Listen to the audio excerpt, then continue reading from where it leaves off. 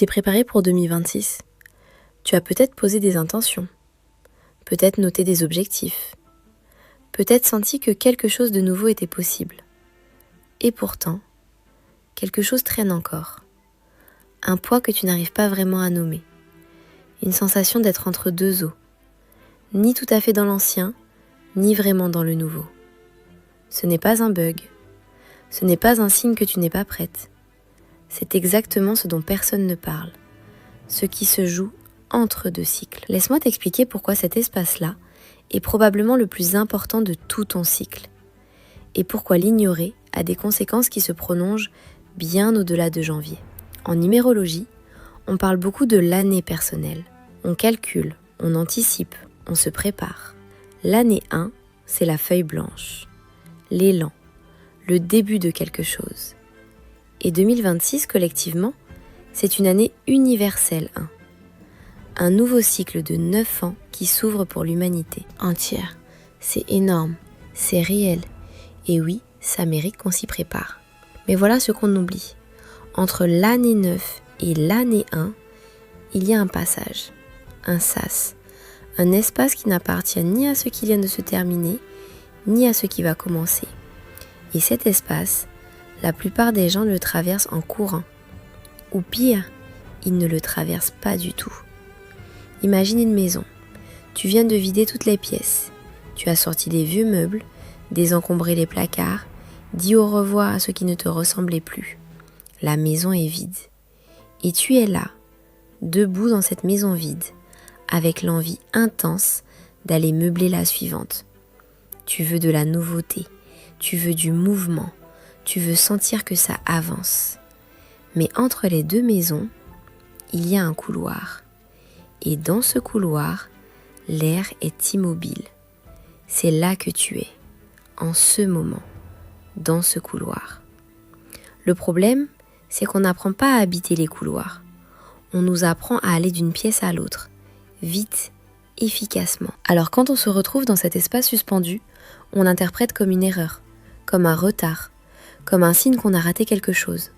Mais non, ce couloir a un nom, il a une fonction, et comprendre cette fonction change tout. En numérologie, le 9 est le nombre de la clôture, de l'intégration, de la sagesse accumulée. 2025 a été une année universelle 9. Ce que ça signifie concrètement, c'est que quelque chose s'est terminé. Pas de façon nette, pas de façon propre. Quelque chose s'est dissous. Des liens qui s'effilochaient ont fini par lâcher. Des projets qui s'essoufflaient se sont arrêtés. Une version de toi-même a commencé à se décomposer.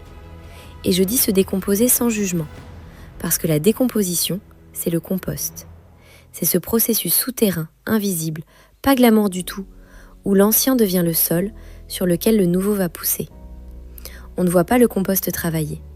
Mais si tu sèmes avant que le compost soit prêt, les graines n'ont rien pour se nourrir. C'est exactement ça qui se passe quand on ignore l'espace entre deux cycles. On arrive dans l'année 1 avec des graines plein les mains, une Ferrari garée dehors, le moteur allumé, et un sol qui n'a pas encore été retourné, qui traîne encore les séquelles des 9 dernières années, qui n'a pas digéré. Et alors on s'étonne que les projets ne décollent pas, que les décisions ne tiennent pas, que l'élan de janvier s'essouffle en mars. Ce n'est pas un manque de volonté, ce n'est pas un problème de méthode, c'est une question de timing vibratoire. Tu as voulu planter avant que la terre soit prête.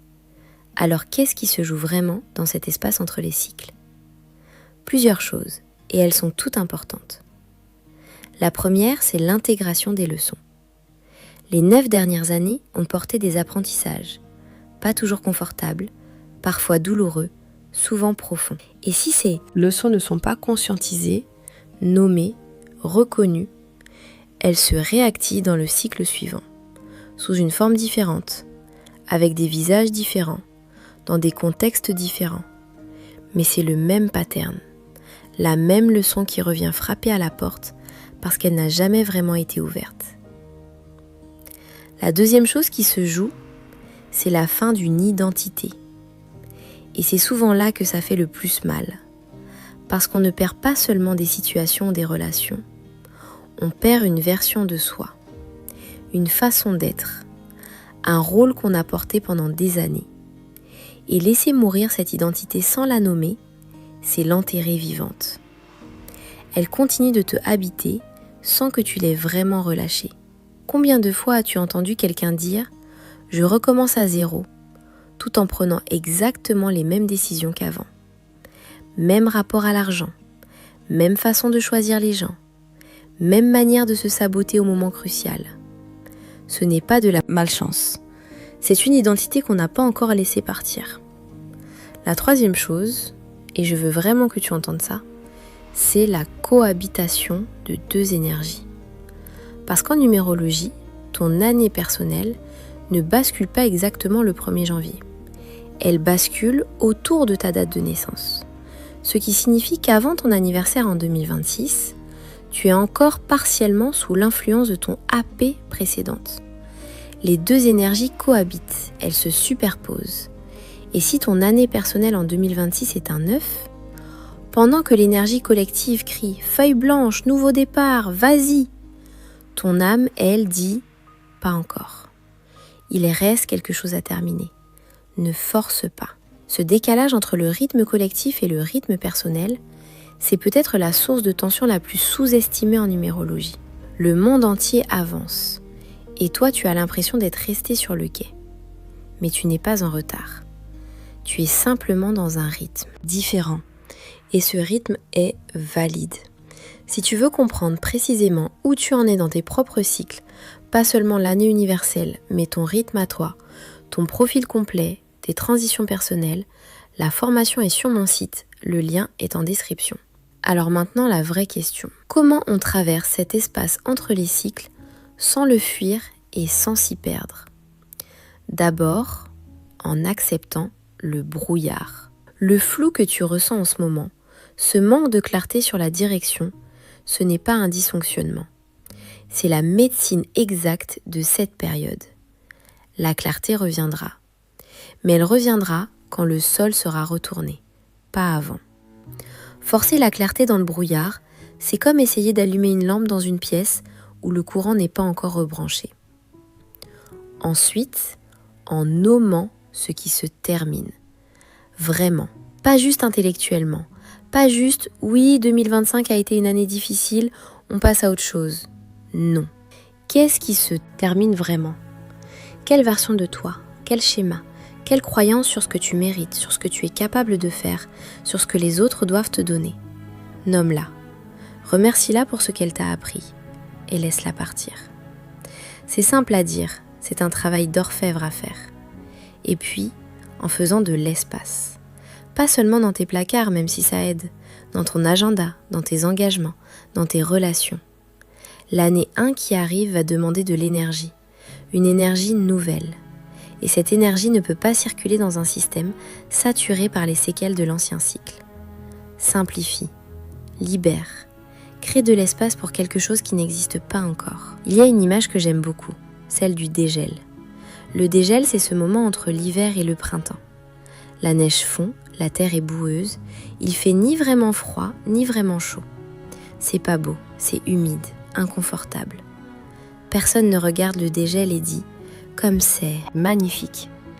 Et pourtant, sans le dégel, pas de printemps. C'est lui qui prépare la terre, c'est lui qui libère l'eau accumulée, c'est lui qui réveille ce qui dormait en profondeur. Tu es peut-être dans ton dégel.